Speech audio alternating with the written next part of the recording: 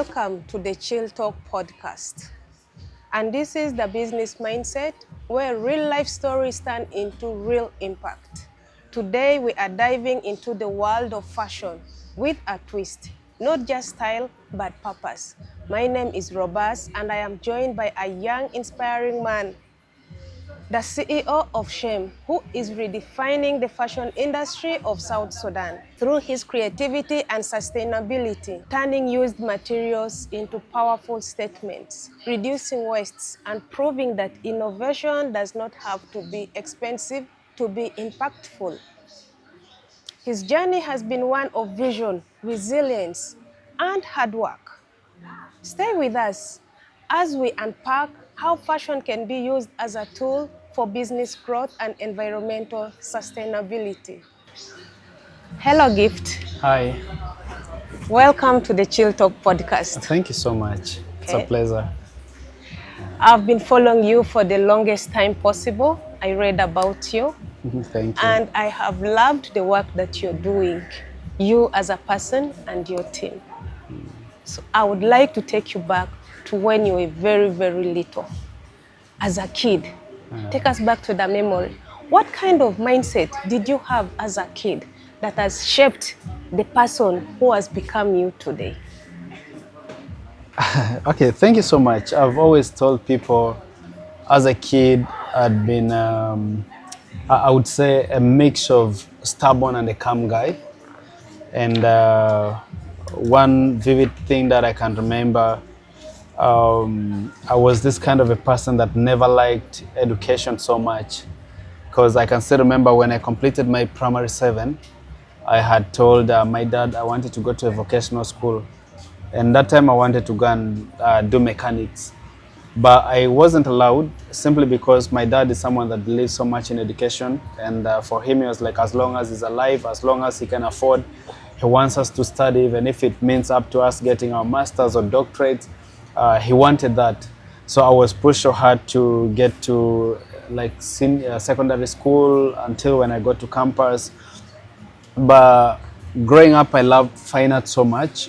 I remember when we were in primary, we used to give ourselves assignments to sketch. Like we buy new newspapers, we sketch pictures, we start drawing, and then we had this, like how kids have these football clubs.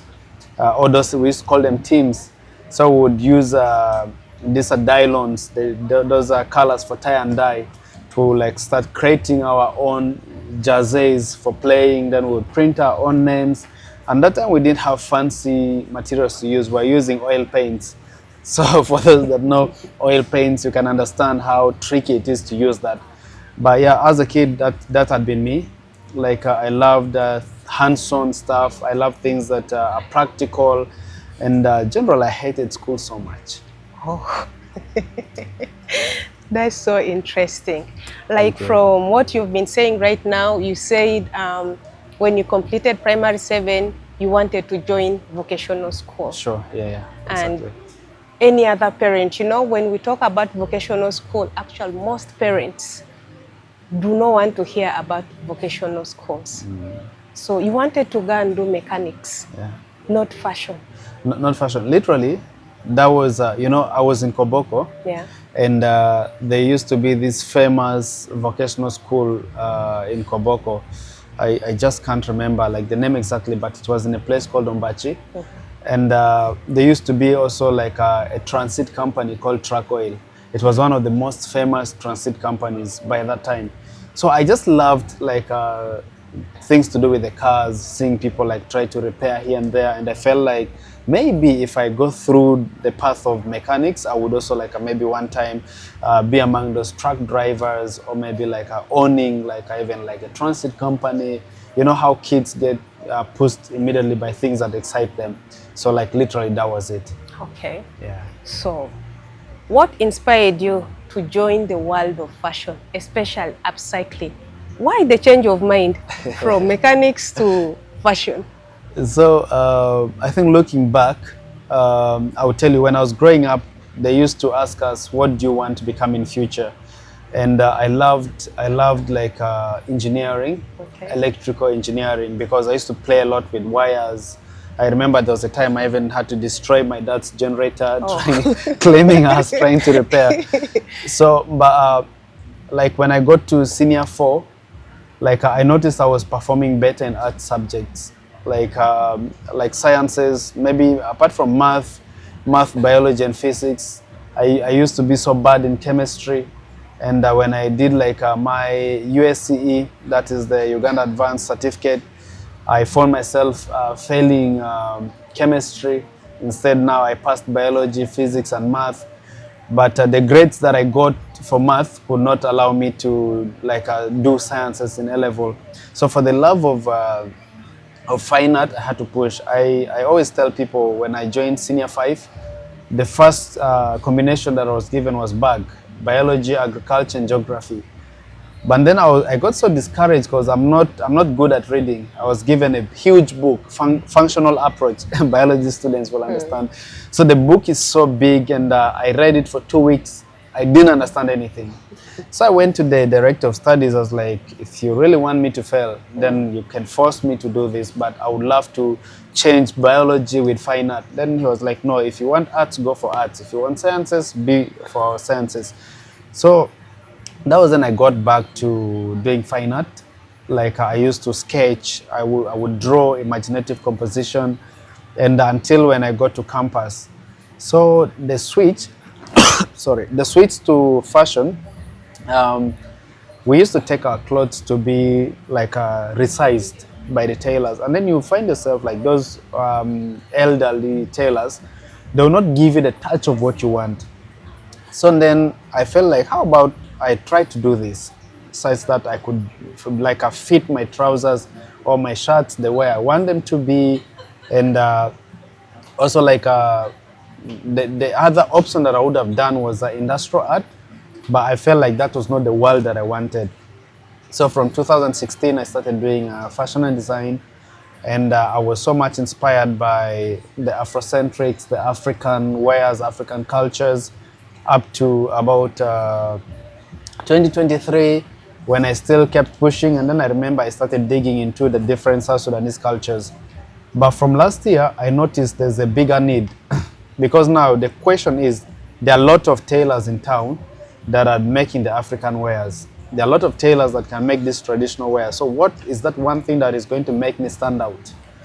So then I realized fashion is one of the biggest contributors to environmental pollution, hence leading to climate change. So now and the world is moving towards sustainable fashion.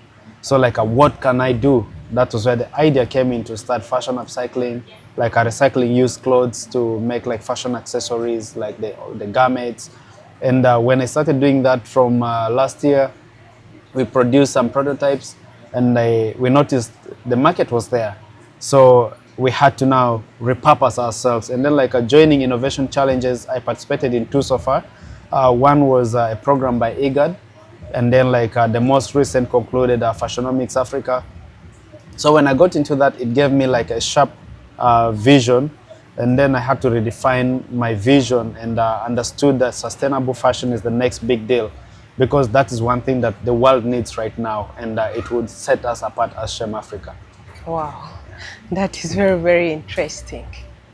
So your love for fine art and the love for fitted trousers led you into fashion. Exactly. Wow, this is a smart one. So you're really working with materials that people regard as wastes. Yeah. Exactly. So the next question is that, how do you transform waste, these materials, into something very desirable?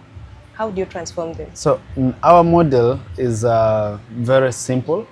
So the first thing that we do is sourcing the fabrics, the discarded waste materials. And after we collect them, then we do the sorting, because according to the kind of products that we're producing, we may not use all the materials that we collect. So we have to sort them. After sorting, for those that need cleaning, we do the cleaning. And then now we come into the redesigning, where we now have to product development. We have to think of the product that we want to do, and then think of even how we're going to work, because the materials that we collect, we don't just use them the way they are. we have to like cut them into smaller pieces, and then we make the patchwork out of it. And after that, now we produce the final product. Now when the final product is done, that is when we put it out like to the market. Though in the long run, because I remember there was someone that asked us a question: what if like he gave us a jean trouser that is completely worn out, that we cannot use to make another cloth? What do we do with that? So we are also trying to look into that, because for now we are just like reducing, but we're trying to see how possible can we make sure that waste from the fashion industry does not go back to the environment. So we want to find like a way of getting maybe machines that can grind for us, like the fabrics that we have. I don't know if you've lived in the camp, but there used to be these blankets that were given to us in the camp. I remember we used to complain that when you cover, it makes your body itch. So those are recycled or upcycled denim materials. So they grind it into like those are small pieces. It becomes like cotton, and then it's now pressed to form that. So like that is a journey that we're headed to. But for now, we just like collect, sort, redesign, and then produce the fabric. I think you have a very strong team behind all this work you're doing. Tell me more about your team. Yeah, so we have a team of 5, though 2 of us are more visible in the picture because we're always at the workshop working, but then we have like 3 other people that work in the background, and like I would say 1 that strictly does our graphics, and then 1 that helps us with content creation, and then there's also 1 that helps us with planning, and then like admin roles, and then like 2 of us at the workshop, we do the production. So early this year, we started on with the fashion upcycling masterclass, where we're training people. So now the whole picture is to grow like the team. We are so far training 4 people in our upcycling masterclass, and after these 4 are done, the best performing students, we're going to retain them, because we want to have like in the next maybe 1 year, we want to have a whole upcycling hub whereby we can have people that are working day and night to produce these products, because waste goes into the environment every day. So if we take long to counter like this waste, to maybe repurpose it, that means the waste may accumulate to a point that we may not manage to recycle. So right now we're building a bigger team, but the team that we have so far is very strong, self-motivated, and then so encouraging. The teamwork is there. That's why we have managed to put all this together. But inshallah, maybe in the next few months to come, we believe we'll have one of the biggest teams, not just within South Sudan, but the whole of East Africa. Okay. Yeah. So what is the most challenging part of working with these recycled materials? So far, like very few people understand like upcycling, because most of the people are yet like new to this idea of fashion upcycling.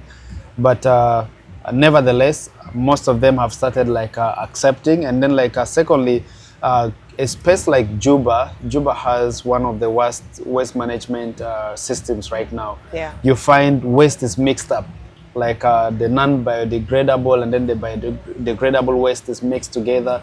So it makes it so hard for us to work with the waste that is already contaminated, because we also have to protect ourselves. But maybe as time goes by, we'll also like try to raise awareness on how we can store waste separately, because at least like the biodegradable waste can be dumped. But now like let's say things to do with the plastics, like we need to keep them separate so that they'll be easier for us to upcycle. So majorly those are challenges that we're facing now, but we believe within a short time they'll be rectified. Okay, that's so beautiful. You won the Fashinomics. Yeah, kudos to you. And it's a very big achievement. You've put South Sudan out there. Once again, South Sudan has been known for something very great, and that is through your work. Thank you. So tell me, how does that mean? I mean, how does that really look to you personally and your brand?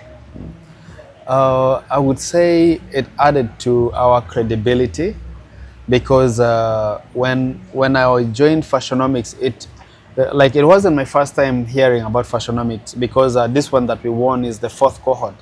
So I got to know about Fashinomics from the 2nd cohort, but I never took it so serious. I remember when they were advertising the 2nd cohort, a lot of people tagged me on their social media handles, but I just chose to ignore. Now, like the 4th cohort, when they made the call, I remember I was still undergoing an incubation program with the IGAD. So I just felt like, let me just do this.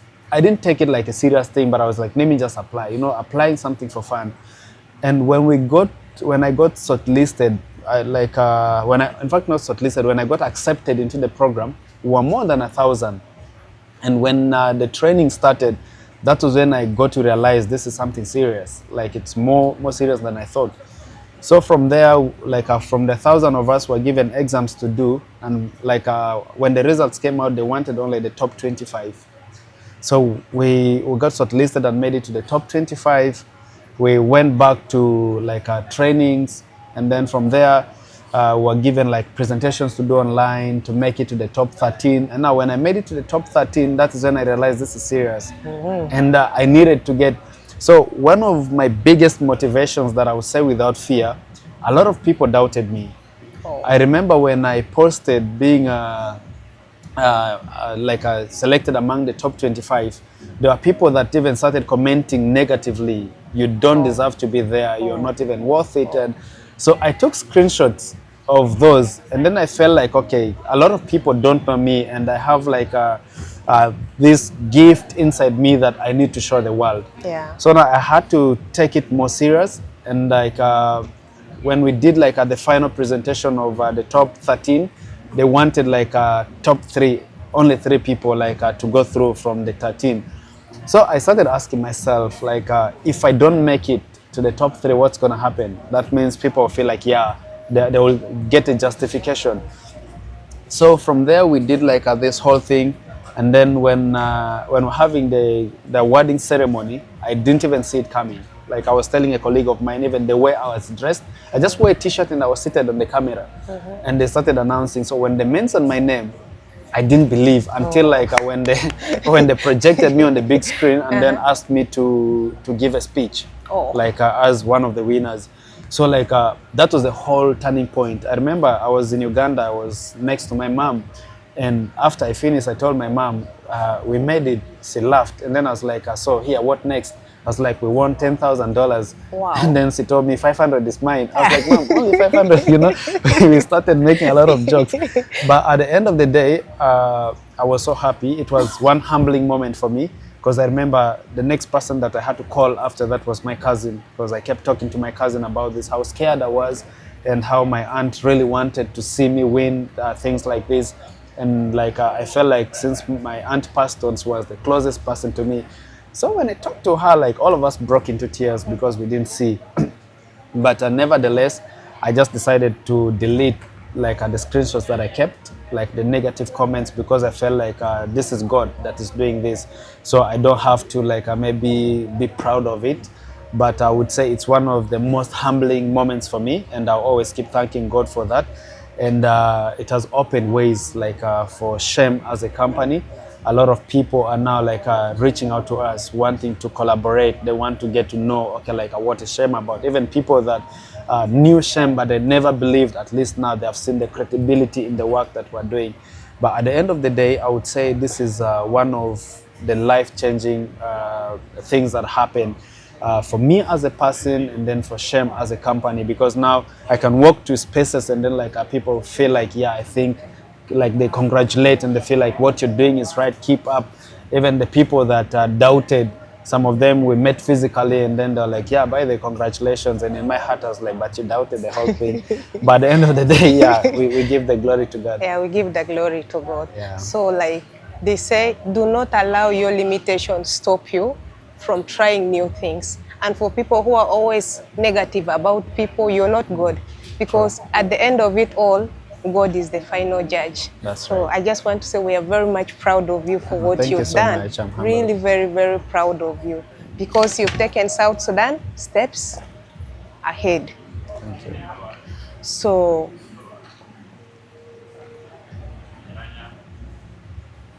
I'm going to take you back to your shows.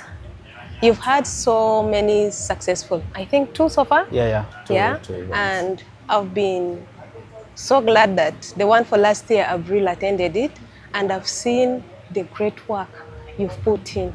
Everything was on point, everything was marvelous.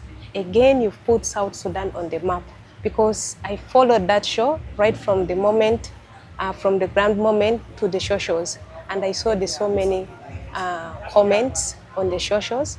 So tell me, what goes behind all that show before we see the last outcome? What goes behind it?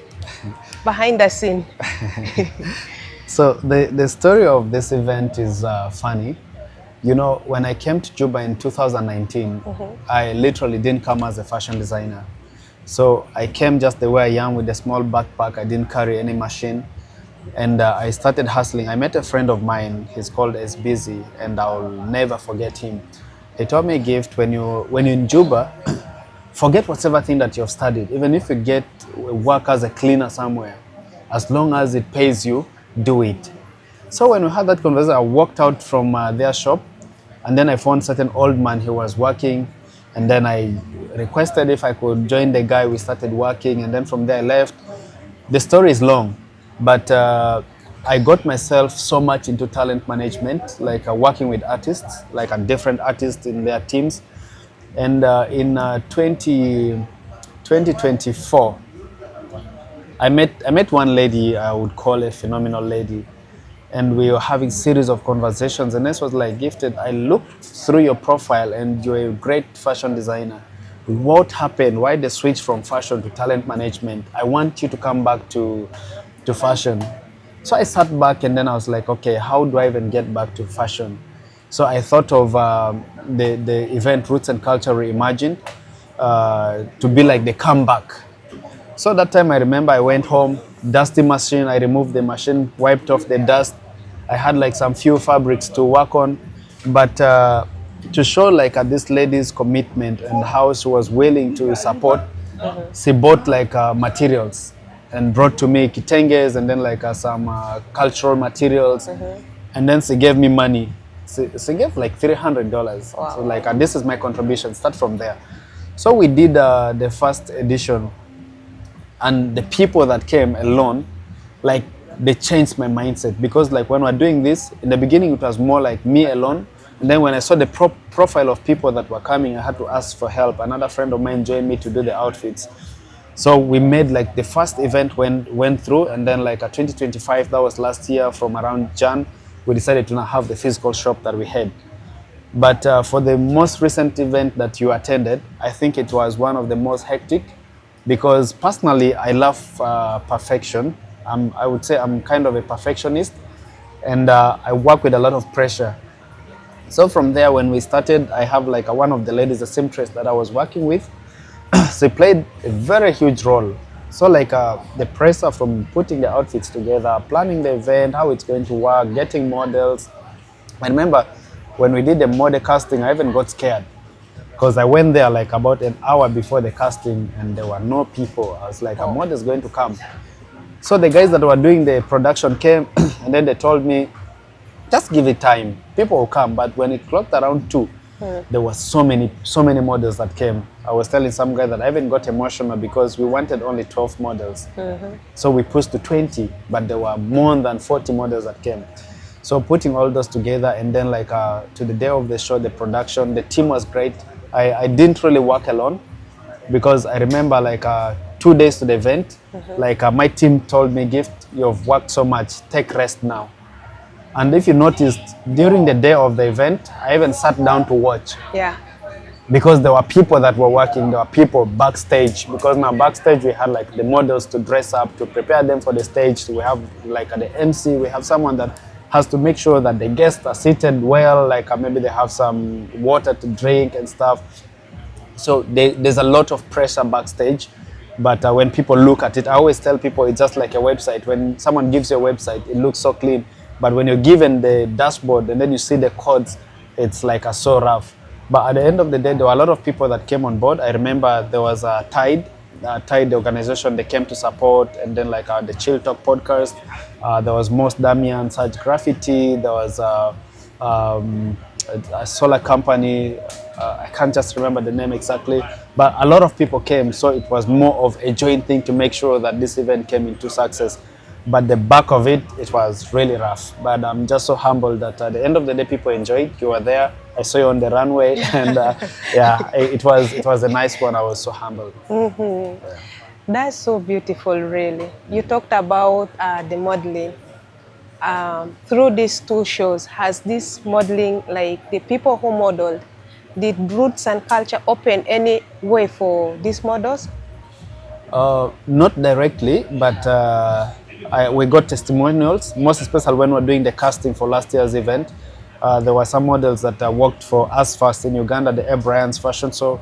There are some models that, as we talk now, there's one model that is in Paris, London. She has not come back. Wow. She's working for Paris Fashion Week, and then there was even another model that worked for Paris Fashion Week.